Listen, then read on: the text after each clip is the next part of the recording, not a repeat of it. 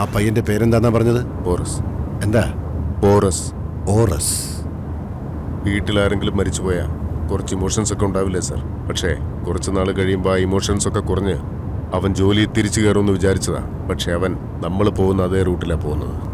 ആ ചെറുക്കൻ ഒരു പേടിയില്ല സാർ. ചെറിയ പ്രായത്തിൽ തന്നെ മരിക്കേണ്ട അവസ്ഥയുണ്ടായല്ലോ എന്ന് ആലോചിക്കുക. ഇന്നത്തെ പിള്ളേരൊക്കെ മരിക്കാൻ ഒട്ടും പേടിയില്ലാത്ത വർഗ്ഗങ്ങളാ. നമുക്ക് അച്ഛനും അമ്മയുള്ളതല്ലേ, നമുക്ക് എന്തെങ്കിലും സംഭവിച്ചാൽ അവർ അനാഥരായി പോലും ഒന്നും ചിന്തിക്കുന്നേ ഇല്ല. അല്ല, ഈ പാപമൊക്കെ നമ്മളെ വെറുതെ വിടുവോ? അതൊന്നും ഒരു പ്രശ്നമല്ല മുതലാളി. ഉണ്ണിയാളുടെ അടുത്ത് പോയി കുമ്പസാരിച്ചാൽ മതി, എല്ലാം ശരിയാവും. എന്തു പറ്റി വെച്ചാ മച്ചമ്പി? ഫൈസല് മരിക്കുമ്പോൾ അവൻ്റെ ഫോണ് പോലീസ് റിക്കവർ ചെയ്തോ? അറിയില്ല. എന്താ? നമ്മുടെ ദ്വാരകയുടെ മരണത്തിനും ഫൈസലിന്റെ മരണത്തിനും എന്തോ ബന്ധമുണ്ടെന്നാ തോന്നുന്നു. മോളെ കൊന്നത് ഞാനാണെന്ന് പറഞ്ഞ് ഗുണം വന്ന് സറണ്ടർ ആയില്ല കോടതിയില്.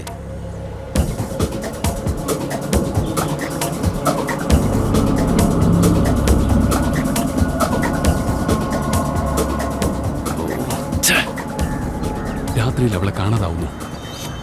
അച്ഛനെ ഫോൺ ചെയ്യുമ്പോഴേക്കും ആക്സിഡന്റ് ആവുന്നു. ഫൈസൽ ഫോൺ എടുത്തുകൊണ്ട് വരാമെന്ന് പറഞ്ഞാൽ വീട്ടിലേക്ക് പോയതാ. ഞാൻ എൻ്റെ കഷ്ടകാലത്തിന് അവളുടെ നമ്പറും ബ്ലോക്ക് ചെയ്തിരുന്നു. നീ ഒന്ന് ആലോചിച്ചേ, എല്ലാ സംഭവവും ഈ ഫോണിലാണ് വന്ന് കണക്ട് ആവുന്നത്. അവൻ്റെ ഫോൺ കിട്ടിയാ ഇതിൻ്റെ എല്ലാത്തിൻ്റെയും തെളിവ് കിട്ടും. ആ ഫോൺ ഇപ്പൊ ആരുടെ അടുത്താ ഉള്ളത്? നീതിരാജൻ്റെ അടുത്ത്. അവന്റെ അടുത്താ? അപ്പൊ പോലീസ് സ്റ്റേഷനിലേക്ക് വണ്ടി വിട്. ഓ,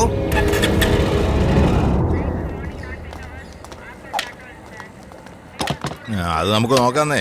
സർ, ഞാൻ പിന്നെ വിളിക്കാം. ശരി. ഫൈസൽ എങ്ങനെയാ സർ മരിച്ചത്? സൂയിസൈഡ്.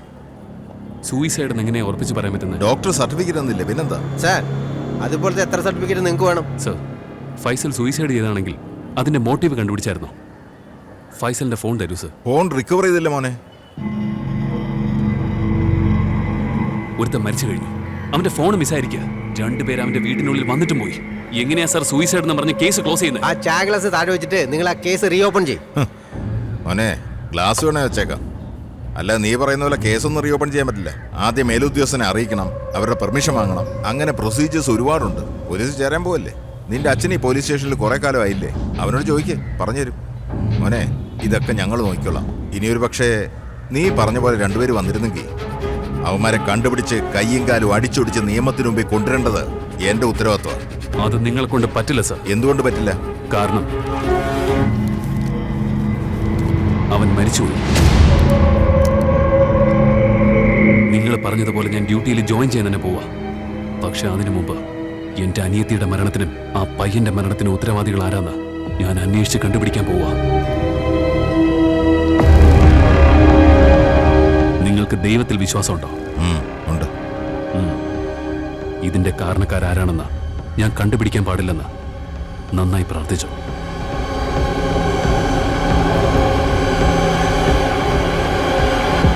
ഒന്ന് മറയ്ക്കാൻ വേറൊന്ന്, അത് മറയ്ക്കാൻ പിന്നെ ഒന്ന് എന്നും പറഞ്ഞ് 4 കൊലപാതകങ്ങളാണ് ചെയ്തത്. ഇനി ആ MP പോസ്റ്റിന് വേണ്ടി 3 കൊലയും കൂടി ചെയ്യണം. ആ പന്ന നാറി ചെറുക്കൻ എലി തോണ്ടുന്ന പോലെ എന്തെങ്കിലുമൊക്കെ തോണ്ടിയെടുത്ത് എൻ്റെ മുമ്പിൽ വന്ന് നിൽക്കും. ചിലപ്പോൾ അവൻ എൻ്റെ മുമ്പിൽ വരണമെന്ന് ആഗ്രഹിക്കാൻ പോലും പാടില്ല. പിന്നെ ആ പെണ്ണ് തെളിവ് വല്ല ഉപേക്ഷിച്ച് വെച്ചിട്ടുണ്ടോന്ന് ആലോചിച്ച് നോക്കാം. നമസ്കാരം. നിങ്ങളൊരു കാര്യം ചെയ്യും, നേരെ അവൻ്റെ വീട്ടിലേക്ക് പോകും. ഞാൻ വരുന്നുണ്ട്. എന്താ സക്സസ് അല്ലേ? അതിലൊരുപാട് ഫോർമാലിറ്റീസ് ഉണ്ട്. ഫോർമാലിറ്റീസോ? ഇപ്പൊ നിന്നെ പറ്റി പൂർത്തി പറഞ്ഞതേ ഉള്ളൂ. നിന്നെ കൊണ്ട് ചെയ്യാൻ പറ്റുമോ ഇല്ലയോ? അതല്ലടാ. എന്നാ ചെയ്യടാ. ഏത് സ്റ്റേഷൻ ലിമിറ്റിലാണ് ക്രൈം നടന്നത്, അതിന്റെ ക്രൈം നമ്പർ, FIR കോപ്പി, ആ കേസ് ഫയൽ ചെയ്ത ഓഫീസറുടെ ലെറ്റർ, അതൊക്കെ ഉണ്ടെങ്കിലേ എനിക്ക് ഒഫീഷ്യലായി മൂവ് ചെയ്യാൻ പറ്റൂടാ. അല്ലെങ്കിൽ അത് വലിയ ബുദ്ധിമുട്ടാണ്. കാർത്തി, ഒന്ന് മനസ്സിലാക്ക. ആ ഫോണിലുള്ളത് എന്താണെന്ന് എനിക്ക് അറിഞ്ഞേ പറ്റൂ. എങ്ങനെയെങ്കിലും ഒന്ന് ശ്രമിക്കാം. നമുക്ക് ലീഗലായി ചെയ്യാൻ വളരെ റിസ്ക്കാ വെച്ചാ. അതുമാത്രമല്ല, നമ്മുടെ ഡിപ്പാർട്ട്മെന്റിലെല്ലാം പഴയ സോഫ്റ്റ്വെയറാ. അത് വെച്ച് ഫയൽ എടുക്കാൻ നോക്കിയാൽ ഉള്ള ഫയലും ചിലപ്പോൾ മിസ്സാവും. ഞങ്ങളും ചിലപ്പോഴൊക്കെ പ്രൈവറ്റിലാണ് കൊടുക്കാറുള്ളത്.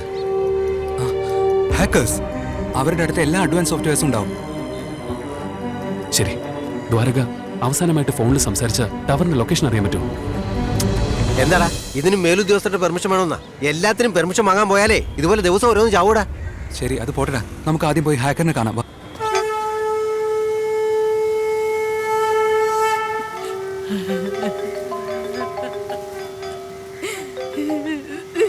പറയൂ ബ്രോ. ഒരു പ്രധാനപ്പെട്ട കാര്യം പറയാനുണ്ട്. ബ്രോ, എൻ്റെ മുത്തശ്ശി മരിച്ചിരിക്കുക. നാളെ സംസാരിച്ചാൽ മതി. അറിയാം, പക്ഷേ ഞങ്ങൾ നിന്റെ വീടിന്റെ പുറത്തുണ്ട്, നീ അങ്ങോട്ട് വാ. ശരി ബ്രോ, ഒരു മിനിറ്റ് അവിടെ വെയിറ്റ് ചെയ്യും. Okay bro. ഞാൻ പോരാം.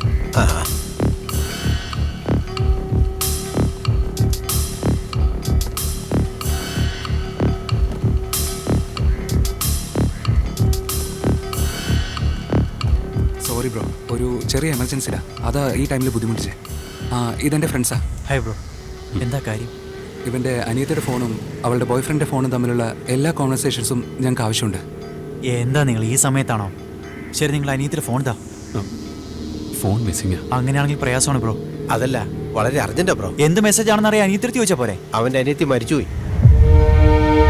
നിന്റെ മുത്തശ്ശിക്ക് എത്ര വയസ്സായി? ഒരു 75+. അവന്റെ അനിയത്തിക്ക് 21 വയസ്സ്. എന്ത് വേദന ഉണ്ടാവും? എന്തിനാ മരിച്ചത്, എങ്ങനെയാ മരിച്ചത്, ആരെ കൊന്നോന്നറിയാതെ ഭ്രാന്ത് പിടിച്ച് നടക്കാവൻ. Sorry bro. ഫോൺ ഉണ്ടായിരുന്നെങ്കിൽ നമ്മൾ സംസാരിക്കുന്ന സമയത്ത് റിക്കവറി സോഫ്റ്റ്വെയർ എടുത്തു തന്നേനെ. ഇപ്പൊ ഫോണൊന്നും ഇല്ലാതെ എങ്ങനെയാ?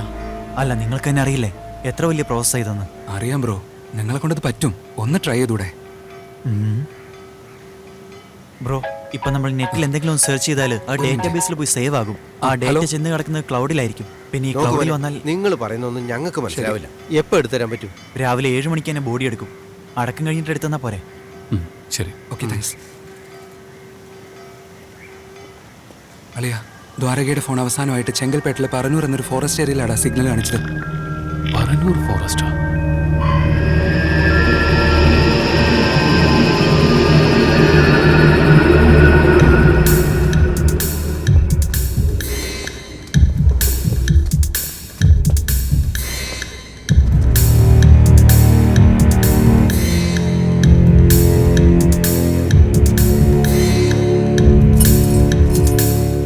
മൈക്ക്, ഇത് പീതാംബരത്തിന്റെ അല്ലേ? പോവാം.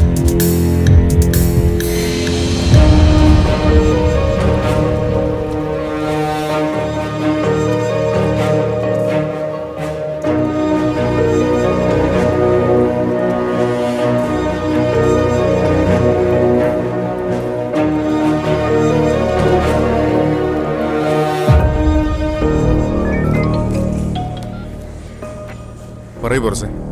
നാളെ സബ് ജയിലിൽ ഗുണയെ കാണാൻ ഒരു പെറ്റീഷൻ മൂവ് ചെയ്യാം. ഓക്കെ, ഇത് നീതിരാജനും അറിയണം. അത് ഞാൻ നോക്കണം.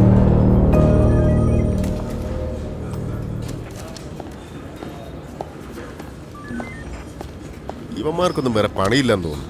ചത്തവര് ചത്തു, അതിന്റെ പാടിന് വിട്ടേക്കണ്ടേ? ഓ, എന്താടോ പുലമ്പുന്നേ? അവന്റെ അനിയത്തി അത്തേനെ എനിക്ക് സ്വൈര്യം തരുന്നില്ല സാർ.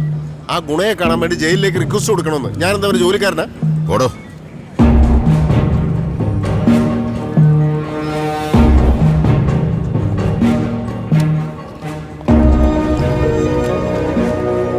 ബോർസേ, അറിയിച്ചിട്ടുണ്ട്. താങ്ക്സ് അണ്ണാ.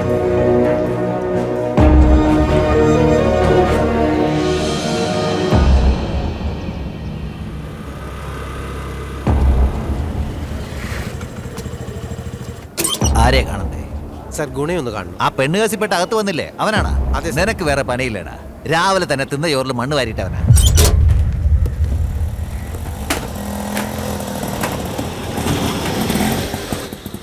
ഇറങ്ങുവാനെ, കാല് കഴുകി അകത്തോട്ട് കയറാൻ. എത്രയായി? 150. ബ്രോ, എന്താ ബ്രോ, കുറെ നേരമായിട്ട് വെയിറ്റ് ചെയ്യണോ? അതൊന്നും സാരമില്ല. ആ ഫോൺ ഡേറ്റ ഒന്ന്. സോറി ബ്രോ, ഒരു 10 മിനിറ്റ് വെയിറ്റ് ചെയ്യും. ഞാൻ കുളിച്ചിട്ട് വന്നിട്ട് ട്രൈ ചെയ്യാം. ശരി.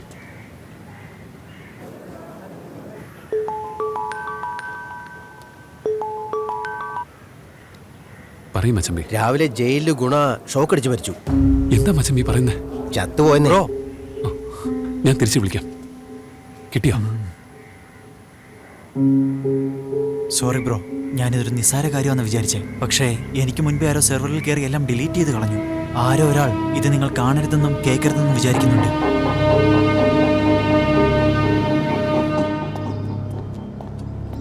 മുതലാളി, ഒരു ചപ്പാത്തിയും കൂടെ വെക്കട്ടെ? വേണ്ട, മതി. സാറേ, രാവിലെ തന്നെ സെർവറിൽ കയറി എല്ലാം ഡിലീറ്റ് ചെയ്തു. ഇനി ഏത് കൊലമ്പും വിചാരിച്ചാലും ആ ഫോണിൽ നിന്ന് ഒന്നും റിക്കവർ ചെയ്യാൻ പറ്റില്ല. സാർ, ഇപ്പോഴും എന്തിനാ ചെറുക്കനെ വെറുതെ വിട്ടിരിക്കുന്നേ? ഞാൻ വേണമെങ്കിൽ വേറെ സ്റ്റേറ്റിൽ നാളെ വിട്ട് അവൻ എന്തെങ്കിലും ചെയ്തോട്ടെ. കൊച്ചു ചെറുക്കനവൻ. എന്താ കൊച്ചി ഇറക്കണം? തിരുനെൽവേലിയിലെ 16 പേരാ അവനോട് മുട്ടിയത്.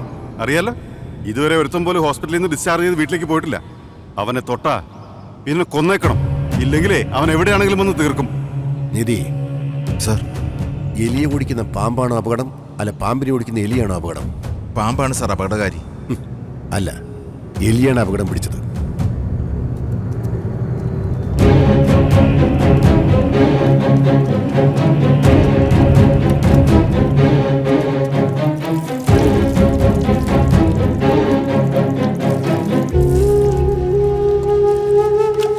പാമ്പിന്റെ വിശപ്പ് ആ ഒരു എലി മാത്രമാണ്. എന്നാൽ എലിക്കാണെങ്കിൽ അവന്റെ മൊത്തം വയറും. മനസ്സിലായോ? അവനെങ്ങനെ വിട്ട അവരെന്തെങ്കിലും നോണ്ടിയെടുത്ത് മീഡിയയ്ക്ക് മുമ്പിൽ കൊണ്ടുവന്ന് നിന്നാ എൻ്റെ മൊത്തം സാമ്രാജ്യവും തകരും. ഞാൻ MP ആയിട്ടില്ലെങ്കിൽ എൻ്റെ അച്ഛൻ മരിച്ചു കളയും. ആ MP സ്ഥാനം എൻ്റെ കയ്യിൽ വരുന്നിടം വരെ എന്നെപ്പറ്റി അവൻ ഒരു കാര്യവും അറിയാതിരിക്കാൻ വേണ്ടി ഞാനൊരു പ്ലാൻ ഇട്ടിട്ടുണ്ട്. എന്നാൽ നിങ്ങളാണെങ്കിൽ ഗുണയെ കൊന്നിട്ട് അതിൻ്റെ കാരണക്കാരൻ ഞാനാണെന്ന് മുനവച്ച് സംസാരിച്ചു വന്ന് നിൽക്കുക. നമ്മൾ എലിക്ക് കെണിയൊരുക്കുമ്പോൾ അവൻ നമുക്ക് ചുറ്റും വലയിട്ട് വെച്ചിരിക്കുക.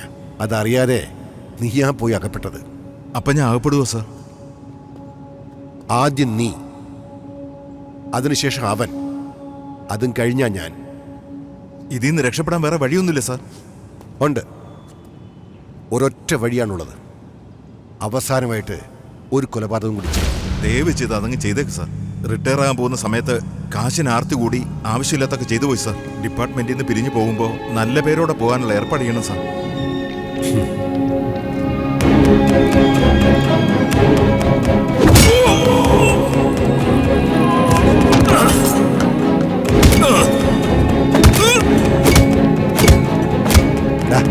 ശബ്ദം കേൾക്കാതടിക്കും. നാളെ നിങ്ങൾക്ക് നോമിനേഷൻ കൊടുക്കേണ്ട ദിവസമാണ്. പല എതിർപ്പും മറികടന്ന നിങ്ങളുടെ പേര് ലിസ്റ്റ് ഇട്ടിരിക്കുന്നത്. ഞാൻ സെക്രട്ടേറിയറ്റിൽ ജോലി ചെയ്യുന്നതുകൊണ്ടാണ് ഇതൊക്കെ നിങ്ങൾക്ക് വേണ്ടി ഈസി ആയിട്ട് ചെയ്യാൻ പറ്റുന്നത്. ഈ അവസരം ഒരിക്കലും നഷ്ടപ്പെടുത്തരുത്. ശരി, അറിയാൻ നോക്കിക്കോളാം. നാളെയാണ് എനിക്ക് നോമിനേഷൻ കൊടുക്കേണ്ട ദിവസം. ഇന്നൊരു ദിവസം കൂടി അവന് ബാക്കിയുള്ളൂ. MP സ്ഥാനം എൻ്റെ കയ്യിൽ വന്നു കഴിഞ്ഞാൽ അടുത്ത നിമിഷം ഞാൻ എലിയെ